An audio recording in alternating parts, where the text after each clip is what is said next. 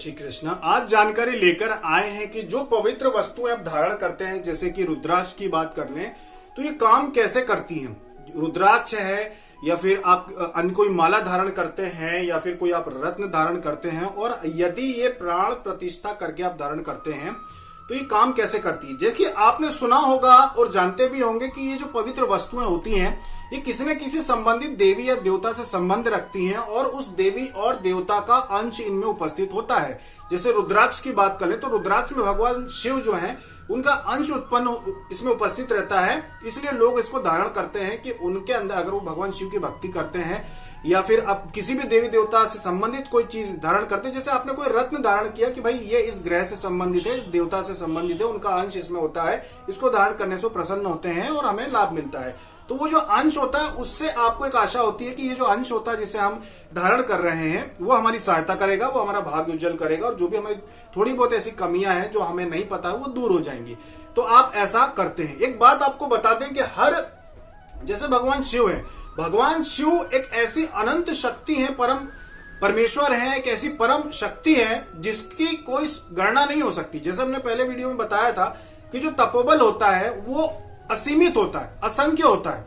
एक सामान्य साधक जो दिन में 5 माला भी जप करता हो, उसकी जो जीवात्मा होती है उसमें इतनी शक्ति होती है कि वो 5 लाख लोगों के पास एक ही समय में अपनी शक्ति भेज सकता है। 5 लाख, उससे भी ज्यादा, कोई ये गिनती निश्चित नहीं है, उससे भी ज्यादा, मतलब धुएं के जैसे आप असंख्य रूप में आप ढल सकती है आपकी जीवात्मा। तो जब आप ऐसा कोई रुद्राक्ष धारण करते हैं या कोई रत्न धारण करते हैं तो उस प्रत्येक वस्तु में उस संबंधित देवी देवता का अंश उपस्थित होता ही है। चाहे एक बार में 100 करोड़ लोग भी अगर रुद्राक्ष धारण करेंगे तो हर रुद्राक्ष के साथ भगवान शिव का अंश उनके साथ उपस्थित होगा। हर वस्तु में ये होता है, ऐसी कोई वस्तु नहीं है जो किसी देवता से संबंध रखती हो और उसमें अंश ना हो, अंश होता ही है। अब धारण करने से क्या होता है, आप उसे आकर्षित करते हैं अपनी ओर।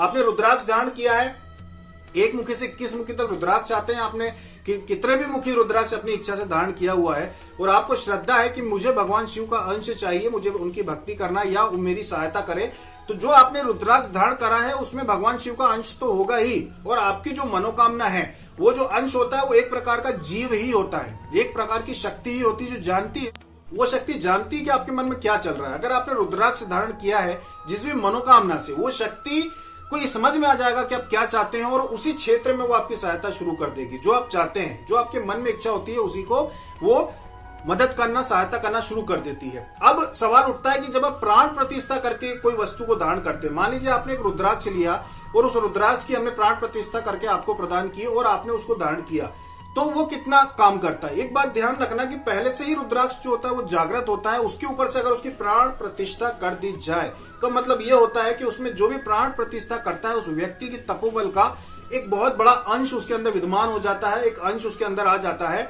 और फिर वो अंश जब आप धारण करते हैं, मान लीजिए कि आपके कोई गुरु हैं जिन्होंने प्राण प्रतिष्ठा करके आपको रुद्राक्ष दिया है और आपने उस रुद्राक्ष को धारण किया, तो उस रुद्राक्ष की एक तो खुद की शक्ति कि भगवान शिव का अंश उसमें पहले से उपस्थित था, ऊपर से उसमें आपके गुरु ने भी अपनी शक्ति दे दी, प्राण प्रतिष्ठा कर दी, उसमें गुरु की शक्ति भी आ गई, तो वो बहुत तीव्र जागृत हो जाता है और वो अंश जो होता है फिर वो आपके तपोबल से मिल जाता है। मतलब जो रुद्राक्ष आपने धारण कर रखा है वो आपकी जीवात्मा से लिंक जोड़ लेता है, संबंध बना लेता है और वो सहायता करता है, एक प्रकार से धक्का लगाता है आपके तपोबल को बढ़ने में, आपके तपोबल को बढ़ाता है।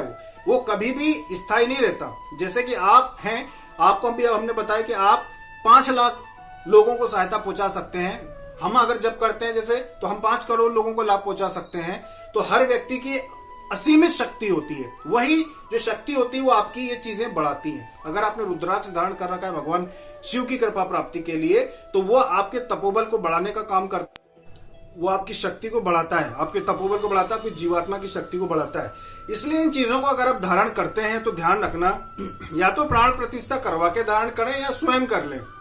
अगर आप नहीं कर सकते हैं तो किसी से प्राण प्रतिष्ठा करवा के या अपने गुरु से प्राण प्रतिष्ठा करवा के आप धारण कर सकते हैं। या फिर आपने रुद्राक्ष कहीं से बाजार से लेकर आ गए हैं तो उसमें भी भगवान शिव का अंश तो होता ही है। तो नकली, अब जो चीज रुद्राक्ष है नहीं उसका तो नहीं कह सकते, लेकिन हाँ, लेकिन रुद्राक्ष में जैसे भगवान शिव का अंश उपस्थित होता ही है। इसको अगर आप अपने गुरु से प्राण प्रतिष्ठा करवा के धारण करते हैं तो वास्तव में जागृत वस्तु होती है।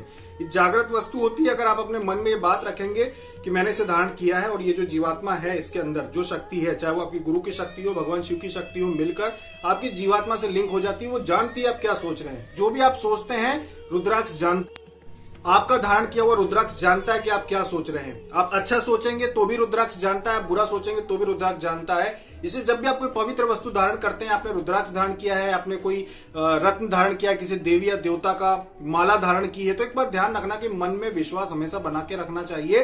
तो ये आपकी सहायता करते हैं, आपके मन में गलत विचार आने से रोकते हैं, क्योंकि इनमें शक्ति है। आपने भक्ति नहीं की होगी, हो सकता है आपने रुद्राक्ष धारण कर लिया, आपने कभी मंत्र जप नहीं किया होगा, हो सकता है आपने रुद्राक्ष धारण कर लिया, फिर भी वो रुद्राक्ष जो होता है या फिर जो भी चीज आपने धारण की है भगवान से संबंधित, वो आपकी सहायता करती है, सकारात्मक सोच आपकी लेकर आती है और आपको सही निर्णय में सहायता करती है।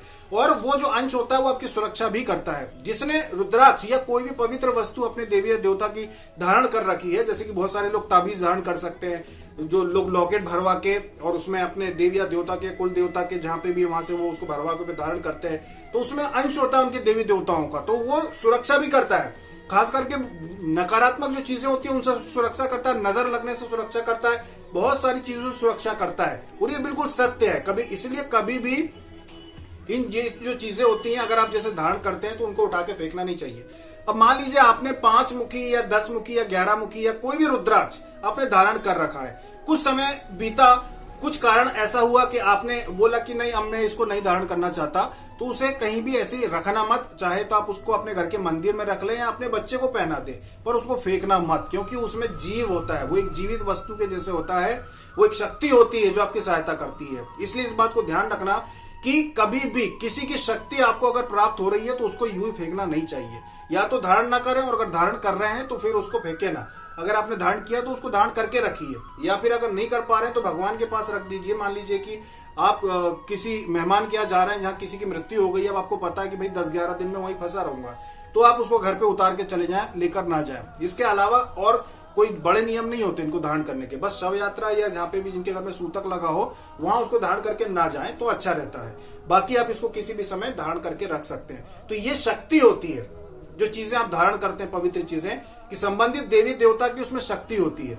आपके गुरु चाहे बहुत बड़े सिद्ध पुरुष हो या ना हो, आप देश के किसी भी शहर में रहते हो, आपके गुरु चाहे कितने सीधे साधे भोले भाले क्यों ना हो, अगर वो आपको कोई भी वस्तु अपने हाथ से देते हैं तो वो जागृत होती है, उसको आप धारण कर सकते हैं, उसमें उसका अपमान नहीं करना चाहिए। जैसे बहुत सारे साधक पूछते हैं कि हमारे गुरु तो बहुत सीधे साधे हैं, उन्होंने तो कभी कोई जप किया नहीं है, वो तो साधारण पूजा पाठ करते हैं बस मंदिर में, तो क्या हम उनसे कोई चीज लेके धारण कर सकते हैं? बिल्कुल कर सकते हैं। अगर आप माला है आपके गुरु से, आपके माला आपके गुरु ने आपको अपने हाथ से दे दी है, या आपने रुद्राक्ष कहीं से लिया और अपने गुरु को आपने दिया कि इसका पूजन करके दे दीजिए, गुरु ने पूजन करके दे दिया, या फिर आपने जहां से लिया है पहले से ही उसकी अपनी प्राण प्रतिष्ठा करा के आपने रखी है, तो आप धारण कर सकते हैं। गुरु हमेशा गुरु ही होते हैं, और गुरु का जो तपोबल होता है वो सहायता करता है। गुरु आपको जो भी देगा उसमें शक्ति होती ही है।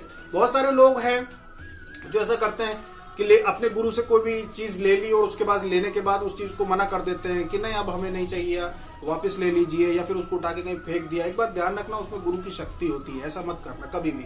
आप किसी भी सामग्री का, चाहे वो माला हो, चाहे कि कोई रत्न हो या रुद्राक्ष, अगर आप उसकी प्राण प्रतिष्ठा करवाते हैं तो ध्यान रखना वो आपके नाम से होती है, आपके नाम से प्राण प्रतिष्ठा होती है। और इसमें जो शक्ति होती है वो एक देवता होता है, वो कोई ऐसी चीज निर्जीव चीज नहीं होती, वो एक देवता होता है। हर व्यक्ति के साथ कई देवता होते ही हैं। अगर हम साधना करते हैं, कितने देवता होंगे गिनती आप नहीं कर सकते। कोई भी व्यक्ति जो ऐसी चीजों की प्राण प्रतिष्ठा करता है उसके पास कितने देवता होंगे वो भी उसकी गिनती नहीं कर सकता। जिस व्यक्ति का जितना ज्यादा तपोबल उतने ज्यादा हजार करोड़ लाख, न जाने कोई सीमा नहीं है कितने उसके पास देवता होंगे। अगर वो आपके नाम से माला की प्राण प्रतिष्ठा करता है, आपका गुरु चाहे कितना सीधा साधा हो, चाहे उसने बहुत बड़ी बड़ी सिद्धियां ना कर रखी हो, अगर वो भक्त है और वो आपके नाम से माला की प्राण प्रतिष्ठा करता है आपका नाम लेकर, और वो माला आपके पास आती है, और अगर आप उसको मना कर देते हैं कि नहीं मुझे नहीं चाहिए, और आप उसको फेंक देते हैं, तो वो जो देवता उस माला के साथ सिद्ध होकर आपके पास आते हैं, वो फिर आपसे नाराज हो जाते हैं। आपका अनिष्ट तो नहीं करेंगे, कुछ भी अनिष्ट तो नहीं करेंगे, लेकिन दोबारा फिर वो कभी आपके घर में देवता का प्रवेश नहीं होगा। और न सिर्फ उनका बल्कि दूसरे देवता का भी निरादर होता है, वो भी प्रवेश आपके घर में नहीं करेंगे। इसलिए ऐसा मत करना। आपके गुरु भले सीधे साधे हो, छोटे से मंदिर में पूजा पाठ करते हो, कैसे भी हो, उनकी दी हुई किसी भी चीज को मना मत करना। कभी भी वो कुछ देते हैं आपको कि ये लेके चले जाओ, अपने घर में रख लेना, या फिर माला आप उनसे लेते हैं पूजा करवा के, उसका अपमान मत करना, उसको धारण कर लेना। रुद्राक्ष लेते हैं, माला लेते हैं तो उसको धारण कर लेना, क्योंकि बहुत सारे साधक बोलते हैं कि हमने माला की प्राण प्रतिष्ठा करवाई और हमने बुलवाई, बाद में हमने कह दिया कि हमें आवश्यकता नहीं है, मना कर दिया। देखो भाई, आपके जो गुरु होंगे उन्होंने आपके नाम से प्राण प्रतिष्ठा की होगी और उस माला में उनका अंश आया होगा, मतलब एक देवता आया होगा जिसे आपने अपमानित करके और वापस भेज दिया, तो ये गलत है। ये हम सीधे सीधे तो नहीं कह रहे कि इसका कोई दंड मिलता है, पर ये अवश्य है कि आपके घर से देवी देवता जरूर रुष्ट हो जाते हैं, इसलिए ऐसा काम मत करना। आपके गुरु सीधे साधे हो या भोले भाले हो, उसका मतलब ये नहीं है कि आप उनका अपमान करें, उनका अपमान नहीं करना चाहिए। तो ये थी जानकारी इन पवित्र वस्तुओं के ऊपर, ये रुद्राक्ष या रत्न या माला, ये जो आप धारण करते हैं, इन सभी में अंश होता है देवी देवताओं का, और वास्तव में अंश होता है। अगर आपने जो रुद्राक्ष पकड़ा है, अगर बच्चा घर में रो रहा है और आपने रुद्राक्ष आपने धारण कर रखा है, अगर आप उस रुद्राक्ष को उतार के और बच्चे के ऊपर से घुमा के बोलेंगे कि मेरे साथ जो भी देवी देवता इस रुद्राक्ष के साथ उपस्थित हो, वो इसके ऊपर अगर कुछ नजर लग गई कुछ, तो उसको दूर कर दे, उसी समय वो दूर हो जाएगी। वो रुद्राक्ष आपके बच्चे का झड़ा लगा देगा, एक प्रकार से नजर उतार देगा। इतनी शक्ति इन चीजों में होती है। अगर आपने माला पहनी है, आपको लगता है घर में किसी की तबीयत ज्यादा खराब हो रही है, उस माला से आप उसका झाड़ा भी लगा सकते हैं, क्योंकि अंश होता है, देवी देवताओं का अंश होता है। जिस माला से आप जप करते हैं उसमें भी जीव होता है, उसमें भी देवता होते हैं। ऊर्जा देवता ही है, ध्यान रखना, ऊर्जा देवता ही है, तपोबल देवता ही है। जो ऊर्जा आपकी है वो देवता ही है। भगवान शिव है, भगवान कृष्ण है, जिनके एकमात्र झटके से न जाने कितने देवता जागृत हो जाते हैं। ये उनकी ऊर्जा देवता ही है, शक्तियां ही है। माला में जो ऊर्जा उत्पन्न होती है, ये भी देवता ही है, जो आपकी प्रार्थना करने पर आपके काम कर देते हैं। आपको धन संबंधी समस्या है, पारिवारिक समस्या है, जब आप प्रार्थना करते हैं तो आपकी ऊर्जा से ही उत्पन्न देवता आपकी सहायता करते हैं। ये बहुत बड़ा सत्य है। तो ऊर्जा देवता ही है। तो जो भी माला, रुद्राक्ष, जो भी चीजें आप धारण करते हैं, इन सब में जो ऊर्जा हम बात कर रहे हैं कि अंश होता है, वो देवता ही होते हैं जो आते हैं। और जो तपोबल जिन लोगों का बहुत ज्यादा होता है, जैसे एक गुरु थे हमारे, वो जो गुरु थे, वैसे हमारे 3 गुरु थे, पर जो मुख्य गुरु थे उनकी बात हम कर रहे हैं कि जो गुरु थे वो इतने शक्तिशाली थे, उनका तपोबल इतना ज्यादा था कि वो अगर कंडे की जली हुई भभूत जो होती है, जो राख होती है, जो भभूत होती है, उसको भी अगर उठा के किसी को दे देते थे तो उस राख के साथ उस सामने वाले व्यक्ति के घर में देवता पहुंच जाते थे। मतलब उनके तपोबल से असंख्य देवताओं का जन्म हुआ होगा। जिसके घर में उन्होंने भेज दी वो राख, जिसने उठा के भभूत अपने घर में ले जाके रोगी को खिला दी या लगा दी, उसके घर से वो चीज, जो तकलीफ दुख चल रहा होता, वो खत्म हो जाता था। तो बस हाथ लगाने से उनकी जो ऊर्जा होती है वो भी देवता के जैसे ही जाती है। तो इन चीजों में शक्तियां होती हैं जो भी आप धारण करते हैं। तो जो भी आपके गुरु हो उनका सम्मान करें, जो भी आपके गुरु हो, अभी जिनको आपने गुरु दीक्षा ले चुकी हो या गुरु मानते हो, उनका सम्मान करें और उनके द्वारा वस्तुओं का अपमान न करें। इन सब में शक्ति होती है और रुद्राक्ष में भी भगवान शिव का अंश होता है, और अगर इसकी प्राण प्रतिष्ठा कर दी जाए तो वो और शक्ति बढ़ जाती है। और जब इसको धारण कर लेते हैं तो ये आपकी जीवात्मा से जुड़ जाता है और आपकी सोच के अनुसार आपकी सहायता करता है। आपको जो भी मन में चिंता चल रही हो, रुद्राक्ष समझता है और आपको कहीं ना कहीं मार्गदर्शन भी करता है कि आपको कैसे इस समस्या से निकलना है। इसका मार्गदर्शन भी करता है और संभावनाएं भी जो होती हैं वो बढ़ाता है। साथ में आपके जो देवता होते हैं उनकी भी प्रसन्नता आपको प्राप्त होती है। क्यों? क्योंकि आप उनके लिए जब कोई चीज धारण करते हैं अपने शरीर पे, अब माला टांगे घूम रहे हैं अपने देवता से संबंधित, तो वो भी एक प्रकार की साधना ही है, तपस्या ही है कि आप वजन उठा रहे हैं, भले वजन कम हो, पर आप उनके लिए ही कोई कार्य अगर कर रहे हैं तो इससे उनकी प्रसन्नता प्राप्त होती है। जैसे महालक्ष्मी है, महालक्ष्मी के जो साधक होते हैं वो चमकीली वस्तुएं धारण करते हैं। माँ को भी चमकीली वस्तुएं जो होती है वो उपहार में देते हैं जिससे कि उनको कृपा प्राप्त हो। तो ये भी एक अद्भुत ही लाभ होता है। तो अपने देवी देवताओं को प्रसन्न करने के लिए भी लोग इन चीजों को धारण करते हैं। साथ में कुछ साधक हैं जिनको भी ये जानकारी दे देते हैं वीडियो के माध्यम से। भोपाल से जिन साधक ने ये पूजन सामग्री भेजी थी वो हमें मिल गई है, नाम यहाँ पे हम नहीं लेंगे। साथ में ये जो हमारी बहन है जिन्होंने राखी भिजवाई थी वो भी हमें मिल गई है, प्रिया जी जिन्होंने पहुंचाई थी। ये राखी भी हमारे पास आ गई है जो कि रक्षाबंधन पे हम धारण कर लेंगे। और जो कपड़े साधक ने मैं पहुंचाए थे वो हमने एक वीडियो में पहने भी थे आपको दिखाने के लिए, जैसे कि आपने कहा था कि धारण करके बताइए, तो कपड़े भी आपको पहन के बताए थे। और आज का जो वीडियो था इसी विषय पे था कि ये जो चीजें होती है रुद्राक्ष और अन्य जो चीजें होती है इनका कैसा लाभ होता है, क्या लाभ होता है। अभी तक के लिए इतना ही। जय श्री कृष्ण।